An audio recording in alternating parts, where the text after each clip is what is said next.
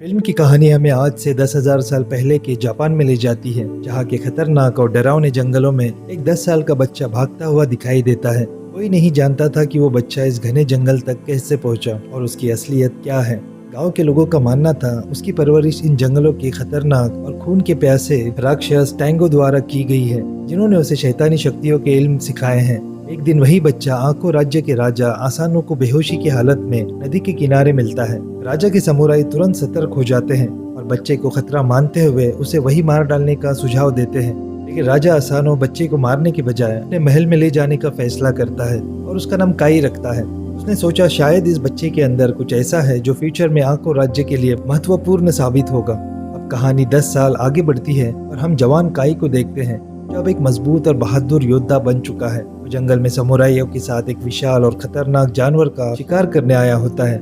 इस शिकार में राज्य के राजा आसानो, उनका मुख्य समुराई ओइसी और अन्य योद्धा भी शामिल होते हैं। हालांकि ओइसी काई को शिकार से दूर रहने का आदेश देता है, क्योंकि काई को समुराई का दर्जा नहीं मिला होता है। दरअसल काई की नस्ल जापानी समुराई से अलग थी, जो उसके लिए नफरत और भेदभाव का एक बड़ा कारण बन चुकी थी। जैसे ही खतरनाक जानवर पहाड़ी से नीचे आता है, पेड़ों को चीरता हुआ समुराई पर हमला कर देता है। सभी योद्धा अपनी पूरी ताकत से उसे रोकने की कोशिश करते हैं और उसे एक जगह घेरने में सफल भी होते हैं। लेकिन जानवर इतना ताकतवर था कि कई समुराइयों को घायल कर देता है और जंगल की तरफ भागने लगता है। एक समुराई की जान पर बनाती है। जब जानवर उसके करीब पहुंच जाता है और उसे मारने ही वाला होता है, तभी काई अपनी तलवार लेकर तेजी से आता है और एक ही बार में उस विशाल जानवर के अंदरूनी हिस्से को चीरकर उसका खात्मा कर देता है। इस तरह काई न सिर्फ समुराई की जान बचाता है, बल्कि अपनी बहादुरी का सबूत भी देता है। काई अपनी तलवार उस समुराई को दे देता है, क्योंकि कानून के मुताबिक केवल समुराई ही जंगल में शिकार कर सकते थे। राजा आसानो और सेनापति ओइसी उस जगह पहुंचते हैं और उस समुराई की तारीफ करने लगते हैं जिसे काई ने बचाया था। ओइसी की नजर काई के हाथों पर लगे जानवर के खून पर जाती है और वो समझ जाता है कि असली शिकार किसने किया है, लेकिन वो बिना कुछ कहे वहीं से निकल जाता है।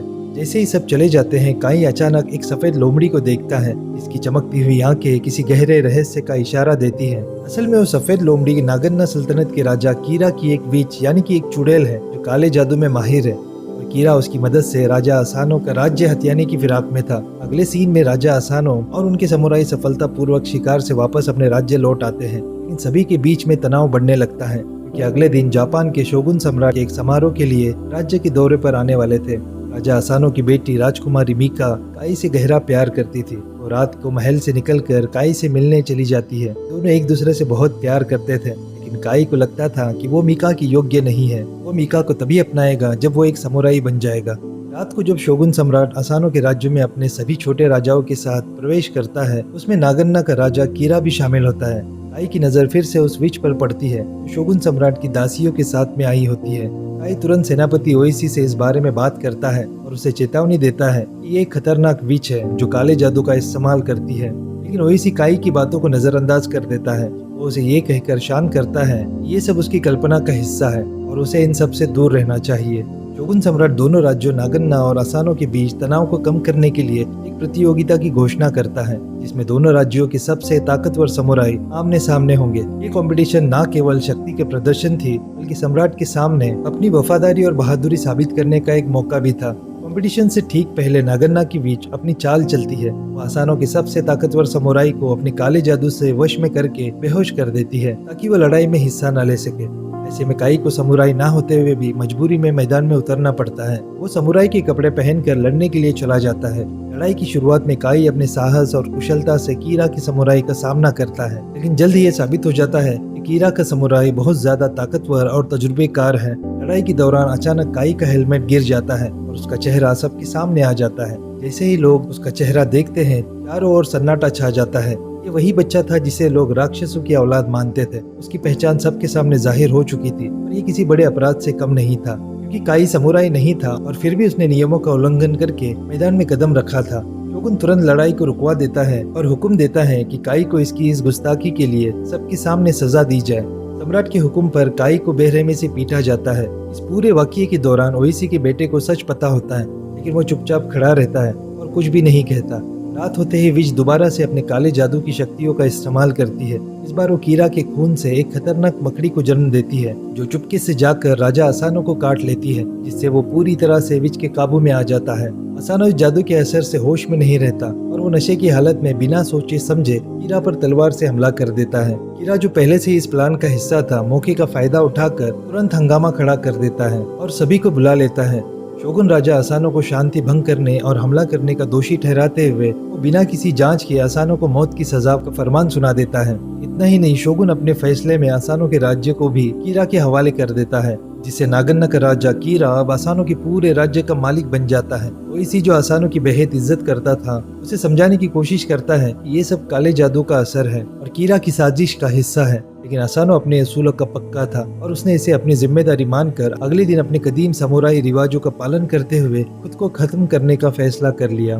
शोगुन सारे समुराई से उनकी तलवारें जब्त कर लेता है ताकि कोई भी बगावत ना कर सके। इसके बाद असानो की बेटी को एक और दिल दहला देने वाला फरमान सुनाया जाता है। शोगुन उसे 1 साल का समय देता है, जिसमें उसे या तो कीरा से शादी करनी होगी या फिर उसे भी राज्य से बेदखल कर दिया जाएगा। कीरा अपने जुल्म में कोई कसर नहीं छोड़ता और ओइसी जो असानो का सबसे वफादार समुराई था, उसे भी 1 साल के लिए कालकोठरी में बंद कर देता है। ओइसी अब मजबूर होकर अपने राज्य और राजकुमारी मिका की बुरी हालत को देखता है, लेकिन कुछ कर नहीं पाता। इसके बाद कहानी हमें 1 साल आगे ले जाती है। ओइसी को कालकोठरी से रिहा कर दिया जाता है, लेकिन राज्य की हालत अब पहले जैसी नहीं रही। कीरा का जुल्म बढ़ चुका था और राज्य में डर और मायूसी का माहौल था। ओइसी सबसे पहले अपने बेटे से मिलकर काई और अन्य समुराई के बारे में पूछता है। उसका बेटा बताता है कि कीरा ने काई को डच आइलैंड पर गुलाम बनाकर बेच दिया है। ओइसी अपने बेटे को आदेश देता है कि वो बाकी बचे सभी वफादार समुराई को इकट्ठा करे। उनके बिना मिका और राज्य को बचाना नामुमकिन था। इस बीच वो खुद काई को खोजने के लिए डच आइलैंड की ओर निकल पड़ता है।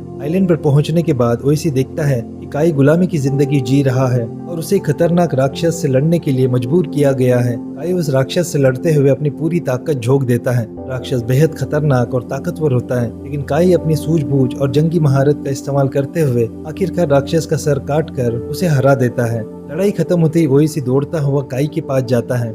काई से कहता है कि मिका की हालत बेहद खराब है और उसे कीरा से बचाने के लिए उन्हें एकजुट होकर उससे लड़ना होगा। काई जो खुद भी मिका से बहुत प्यार करता था, बिना किसी हिचकिचाहट के ओइसी के साथ देने के लिए तैयार हो जाता है। दोनों एक साथ आइलैंड से भागने का प्लान बनाते हैं और अपनी चालाकी से वो आइलैंड के पहरेदारों को चकमा देकर वहां से निकल जाते हैं। रास्ते में जब काई और ओइसी घने जंगलों से होकर गुजर रहे होते हैं, ओइसी अचानक रुक जाता है। उसने काई के साथ जो कुछ भी किया था वो उसके दिल में गहरा बोझ बन चुका था। वो काई से इस सब के लिए माफी मांगता है। इस बीच कीरा को ये खबर मिल जाती है कि काई और ओइसी डच आइलैंड से भाग गए हैं। ये जानकर कीरा बेहद गुस्सा हो जाता है। वो अपनी खतरनाक विच को हुक्म देता है कि वो उन्हें ढूंढे और किसी भी कीमत पर खत्म कर दे।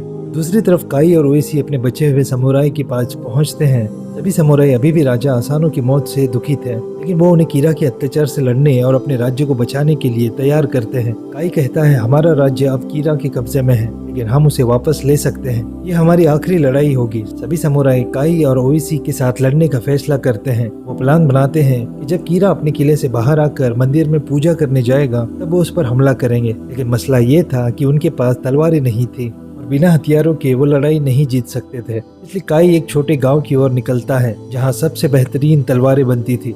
गांव में पहुंचते ही काई को कीरा की कुछ सैनिक मिलते हैं। वो अपनी युद्ध कला का इस्तेमाल करके उन सैनिकों को मार देता है और उनसे कुछ तलवारें छीन लेता है। लेकिन काई जानता था कि ये तलवार इतनी ताकतवर नहीं थी कि वो कीरा और उसकी विच का सामना कर सके। उन्हें कुछ खास चाहिए था, एक जादुई तलवार जो काले जादू को भी काट सके। काई ओइसी को बताता है कि उन्हें टैंगो की ठिकाने पर जाना होगा, जहाँ काई ने पहले राक्षसों से लड़ने की महारत सीखी थी। वो कहता है कि वहाँ एक जादुई तलवार छुपी हुई है जो कीरा को हराने के लिए काफी होगी। सभी समुराई टैंगो की ठिकाने की ओर निकल पड़ते हैं। गुफा के बाहर पहुंचने पर काई और ओइसी अकेले अंदर जाते हैं, क्योंकि ये इम्तिहान सिर्फ उनके लिए था। गुफा के दाखिली दरवाजे पर काई ओइसी को चेतावनी देता है, जो भी हो तुम्हें अपनी तलवार बाहर नहीं निकालनी है। अगर तुमने ऐसा किया तो तुम इम्तिहान में फेल हो जाओगे और टैंगो तुम्हारा सिर काट देंगे। अंदर जाते ही काई जादुई तलवार के पास पहुंच जाता है। इसका रखवाला टैंगो का सरदार था। सरदार काई को मानसिक रूप से उकसाने की कोशिश करता है और उसे भ्रमित करता है ताकि वो गलती कर बैठे, लेकिन काई अपने मन पर पूरी तरह से नियंत्रण रखता है और आखिरकार जादुई तलवार हासिल कर लेता है।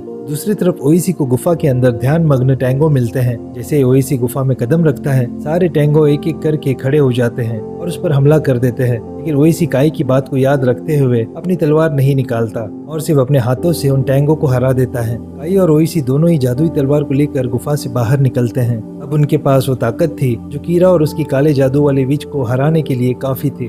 दूसरी तरफ कीरा अपने सैनिकों के साथ में मंदिर के लिए रवाना हो जाता है और काई और सारे समुराई मिलकर उस पर धावा बोल देते हैं। लेकिन ये सब विच की एक चाल होती है समुराइयों को फंसाने के लिए। उसने ये जाल बिछाया था। इस घातक हमले में समुराइज का भारी नुकसान होता है और उनके आधे से ज्यादा योद्धा मारे जाते हैं। हालांकि काई और ओइसी अपनी चालाकी और बहादुरी से कुछ समुराइज को बचा पाने में सफल रहते हैं। इसके बाद काई और ओइसी बची हुई सेना के साथ कीरा पर आखिरी हमला करने का प्लान बनाते हैं। वो नाच गाने वाली मंडली के साथ मिलकर एक प्लान बनाते हैं ताकि वो कीरा के महल में अंदर दाखिल हो सके। कीरा इस दौरान राजकुमारी मीका से जबरन शादी करने की तैयारी कर रहा होता है। नाच गाने वाली मंडली की आड़ में सभी समुराइज महल के अंदर घुस जाते हैं और कीरा पर हमला कर देते हैं। महल के अंदर काई का सामना उस विशाल समुराई से होता है जिसने उसे पहले कंपटीशन में हराया था। काई इस बार तैयार था और बम का इस्तेमाल करते हुए उस विशाल समुराई को उड़ा देता है। इसके बाद काई सीधे मीका को बचाने के लिए कीरा पर हमला करता है, लेकिन तभी बीच एक बहुत बड़े सांप का रूप अपनाकर काई पर हमला कर देती है। काई के पास जादुई तलवार होती है जो हर तरह के काले जादू का सामना करने में सक्षम थी। इस वजह से विच के सारे हमले फेल हो जाते हैं। दूसरी ओर ओएसी भी कीरा पर हमला कर देता है। विच काई पर आग बरसाती है, लेकिन काई अपनी जादुई तलवार से उस आग को रोक देता है। ओएसी अपनी ताकत और हुनर का इस्तेमाल करते हुए कीरा को मौत के घाट उतार देता है और काई भी विच के सिर पर तलवार का वार करके उसका खात्मा कर देता है। इस तरह काई और ओएसी की बहादुरी से राज्य को कीरा और उसके खतरनाक विच से आजादी मिल जाती है। जब शोगुन को सारी सच्चाई का पता चलता है तो वो राज्य को वापस ओएसी और उसकी फौज को सौंप देता है और काई को भी अब समुराई के तौर पर एक्सेप्ट कर लिया जाता है। उम्मीद करते हैं आपको ये कहानी पसंद आई होगी। वीडियो में अंत तक बने रहने के लिए आप सबका दिल से शुक्रिया।